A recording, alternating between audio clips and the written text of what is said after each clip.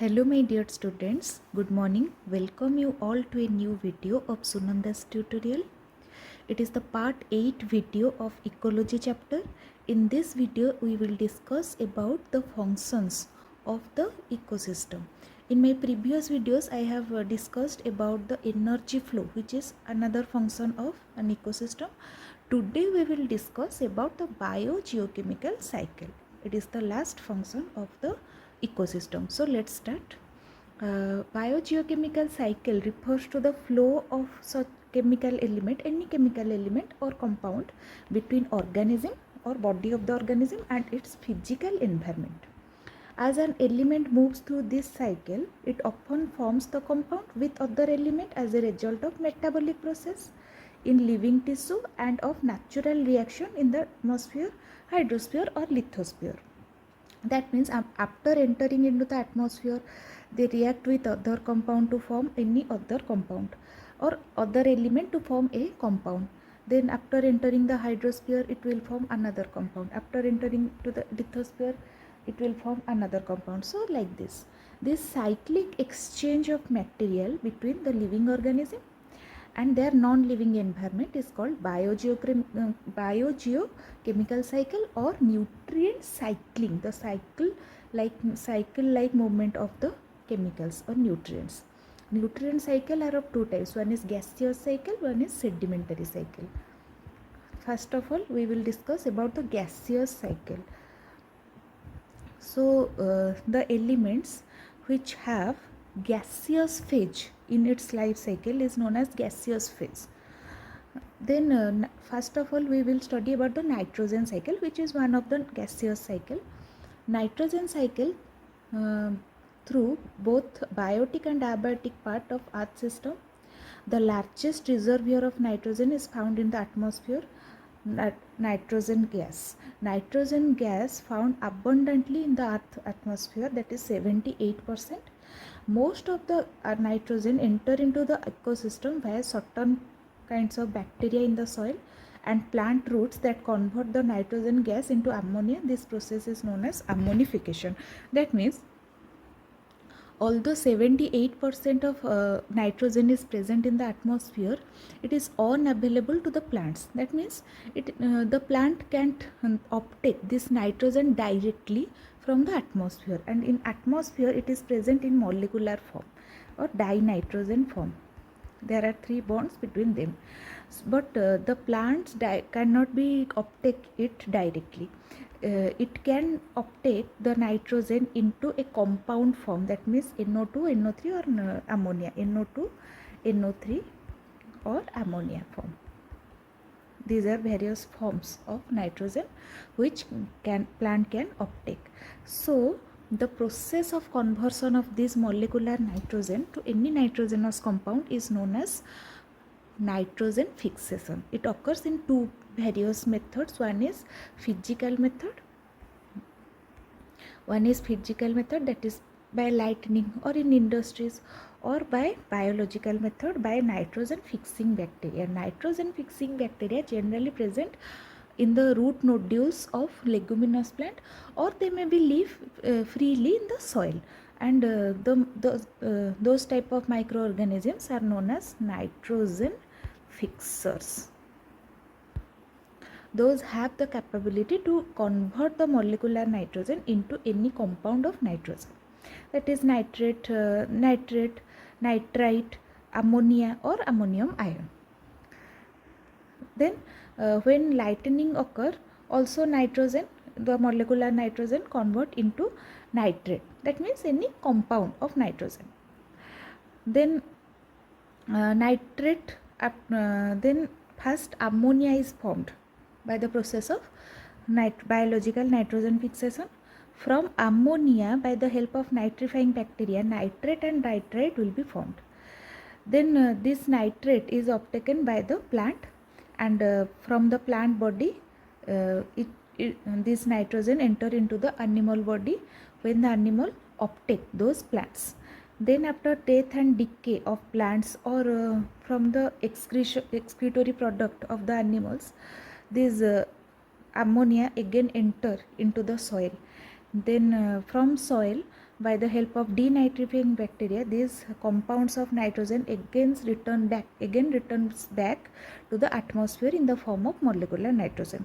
So in this way the nitrogen cycle move, or the nitrogen cycle occur in the environment. Then the carbon cycle, which is another type of gaseous cycle.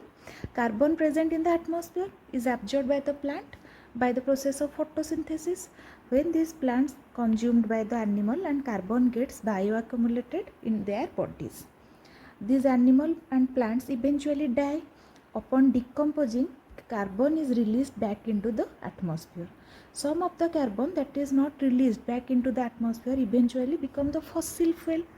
These fossil fuel then used for man-made activity, which pump more carbon back to the atmosphere. It is the overall carbon cycle. So here, by the process of photosynthesis, carbon dioxide enter. When the death and decay of this animal and plant occur, they finally enter into the soil.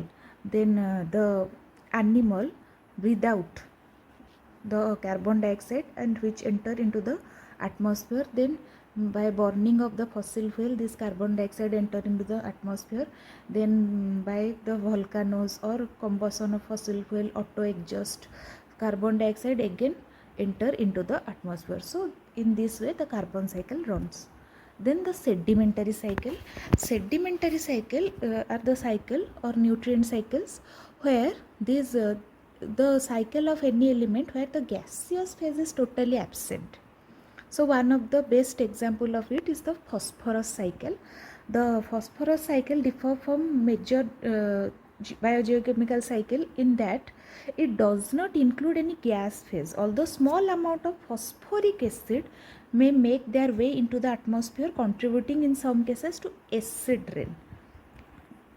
The water, carbon, nitrogen, sulfur all include at least one phase in which element is in its gaseous state.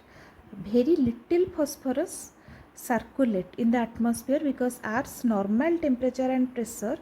Phosphorus and its various compounds are not gases. Generally, in normal temperature, any compound of phosphorus is not a gas or gases. It cannot be present in gaseous form. The largest reservoir of phosphorus is the sedimentary rock. It is in these rocks where phosphorus cycle begins. When it rains, the phosphorus are removed from the rocks via weathering process and are distributed throughout the soil and water. Then plants take up phosphate ion from the soil by the process of absorption through their root hairs. Then phosphate moves to plant and animal when herbivores eat those plants and carnivores eat those plants and herbivores. Plants or herbivores. The phosphate absorbed by animal tissue through consumption eventually returns to the soil through excretion of urine or feces, as well as from the final decomposition of plant and animal after the death. The same process occurs within the aquatic ecosystem. So it is the phosphorus cycle which is occur in the terrestrial ecosystem. In case of aquatic ecosystem, the phosphorus is not highly soluble, binding tightly to the molecule of soil. Therefore, it mostly reaches water by traveling with run of soil particles. Phosphate enter the waterways through fertilizers, runoff, sewage seepage, natural mineral deposit and waste from the industrial process. These phosphate tend to settle on the ocean floor and lake bottoms. As sediments are stirred up, phosphates may re-enter the phosphorus cycle, but they are more commonly made available to aquatic organisms by being exposed through erosion. Water plants also take up the waterborne phosphate, which then travels up through successive stages of aquatic food chain. So in this way phosphorus cycle runs. At first the phosphate in the rock, then by the process of erosion and use of fertilizers they dissolve in the ocean finally by the runoff. Then from this ocean the aquatic plants absorb phosphate. Many terrestrial plants also absorb phosphate from the soil. Then from plant, the phosphate ion is taken up by the animals. Then by the process of excretion, this phosphate ion again as waste enter into the soil environment naturally. Then by the process of erosion, it enters into the marine ecosystem. So this is the whole cycle of phosphate ion or phosphate. And here I have discussed about the gaseous cycles and sedimentary cycle, and one two examples of it. In my next video I will discuss about the succession, the details process of succession. So stay tuned and enjoy my videos like this, and please like, share and subscribe. Thank you.